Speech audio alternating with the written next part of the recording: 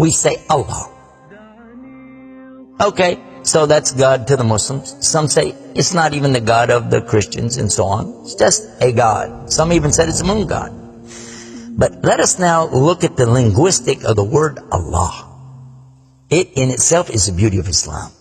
Because the word in Arabic doesn't mean God. Just in case you thought it did, it doesn't. Because we have a word in Arabic for the word in English, God. It's called Ilah. Ilah, God. God, Ilah. That's the word.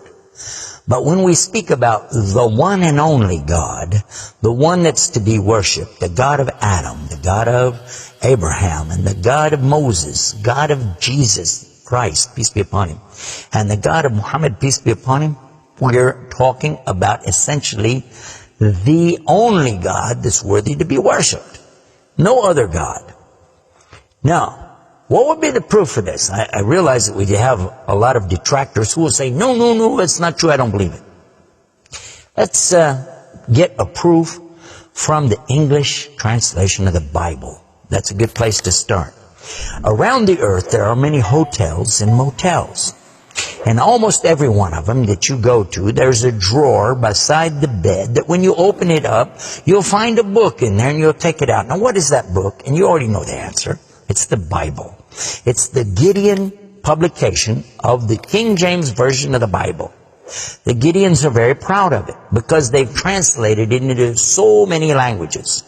If you'll turn a few pages right in the beginning, you'll find examples of the translation to Chinese and Korean and into Urdu, the language of Pakistan. You'll find it into Tamil. You'll find it translated into Afrikaans language, which happens to be the first. And the second language translated to is Arabic. And there is an example of each one of these languages from the verse in the Gospel of John, chapter 3, verse 16. And you know it very well. For God so loved the world. That's how it begins. And if you look in the Arabic language, the example that they gave in that Bible, it says Allah. Allah. That's what it says. For Allah so loved the world. So if it's not the same God, then why?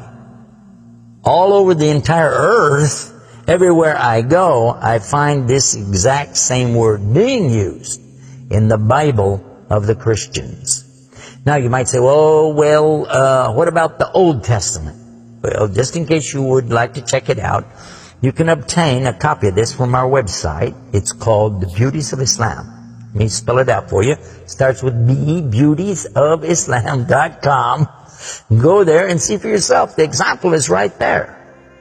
Page 1 of the book of Genesis, of the very beginning of the Quran. Page 1 has 17 verses. And there's the word Allah.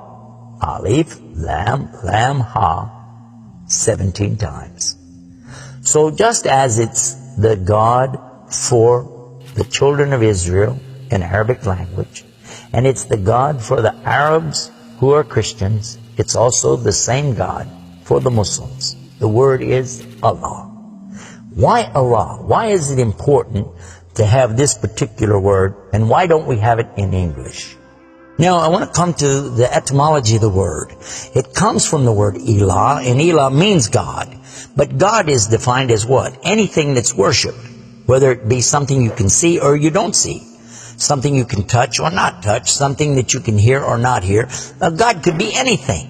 A God could be a rock, a stick, a stone, a bone. A God could be something that you can make with your hands. A God can be something you could use your imagination for. It could be a human being. A God could be anything. G-O-D, God could be anything. But there is no word in English for Allah. So when you translate the word Allah to be God, you've actually diminished the meaning of Allah. That's why whenever you translate the Bible from English to Arabic, you need to use the word Allah instead of God with a big G, which now gives us a clue to the problem. In the English language, they only have one word, God. Little G-O-D. It means something worshipped. It could be idols, images, pictures, statues. It could be human beings. It could be anything.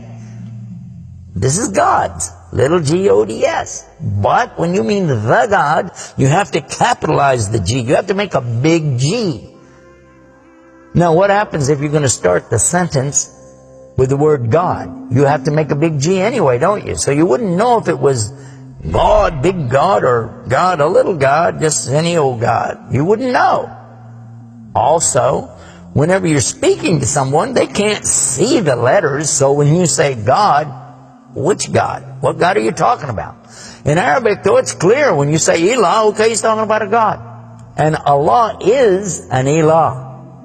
But He's also Al-Ilah, the only Ilah. And when you say Allah, this firms it up. And there's no doubt in anybody's mind that you're talking about the one and only God. The word Allah in the Arabic language cannot be made plural.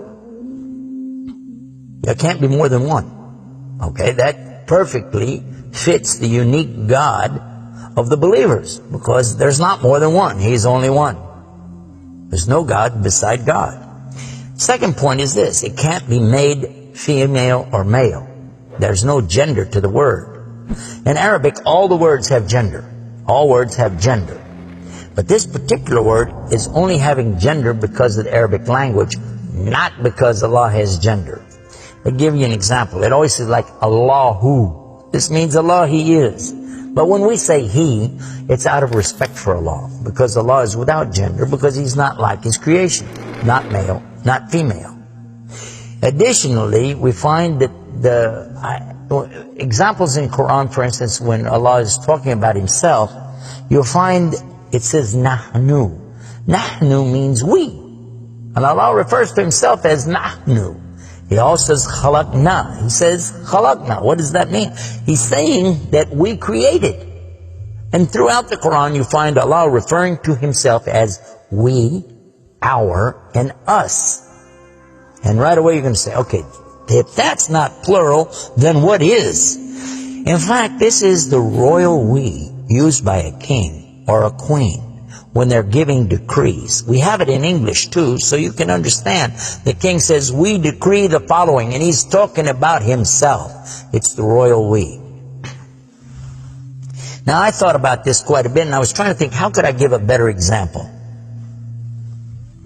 After all, most of us, myself included, never met a king, never met a queen, and so I'm not really familiar with that usage. Although it's there, I'm not sure what you're talking about. So then in studying the English language, we find that it's true that we do that when we speak to someone directly. Watch this. When I say, for instance, this cup. Okay. I would say, this is a cup. This is a cup of tea. I would say, this book is. I would say, those artifacts are. Those are. This is. These are. So I'm saying is and are. Did you catch this now? These things are. This is. Now when I speak to a human being, how do I do this? Well, I will say, you guys. All of you are. All of you are. A-R-E. But when I speak to somebody directly, do I say you is or you are? I will say you are. Why? Simply because this is the respect, honor, and dignity that I'm giving. There's no plural there. When I say to you, you are my friend. You are a lovely person. But why am I saying are? Why aren't I saying is? You is my friend. You is a lovely person. You'll say, man, this guy doesn't know English language. And in fact, that's how we can understand this usage of we and our when Allah is talking about Himself. This is the same as when I say I. I don't say I is, I say I am. And again, it's to show the, not plural, but rather the specific nobility, dignity, and honor that you give to the one who's speaking about himself and to the one he's speaking to. And in the same way, that's exactly what Allah is doing when He says Nahnu and Khalaqna. and other examples throughout the Quran. So now what we've learned is that Allah's name itself is the perfect name for Allah. It is something that is so fantastic to describe who He is and who He isn't. The one and only God. There is none other like Him, nothing like unto Him, Allah, and at the same time, the dignity, the royalty, the honor that's due Him is contained in His name. Not like anything else, not male, not female, and yet He is the all Allah, the only God.